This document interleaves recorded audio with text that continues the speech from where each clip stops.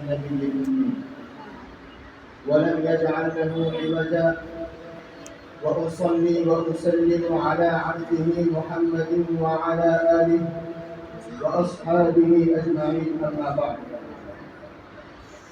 فقد قال الله تبارك وتعالى في كلامه المبارك: إنه لقرآن كريم في كتاب مكنون لا يمسه إلا المطهرون. صدق الله العظيم.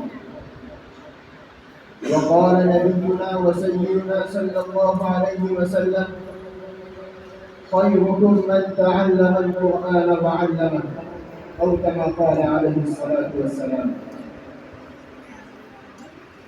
رئيس البرنامج وزملاء الكرام والمستمعون،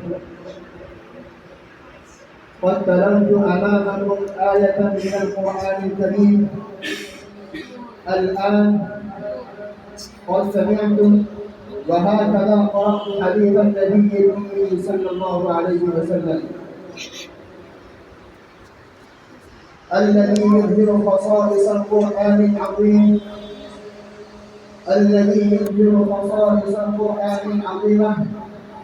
ومرتبة من يستقل بالقرآن الكريم.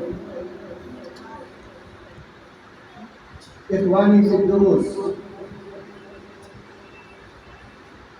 إني أود أن أسعد بتبجيل فضائل القرآن،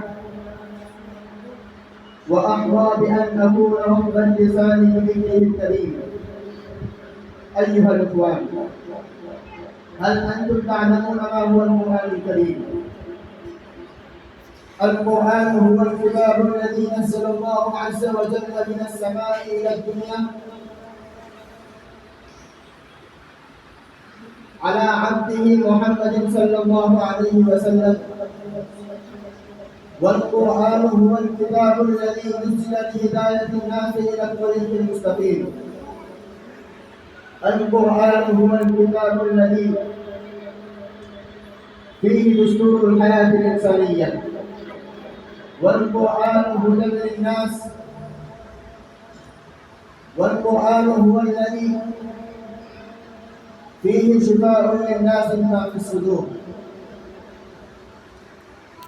أكتفي كلامي. والسلام عليكم ورحمة الله وبركاته.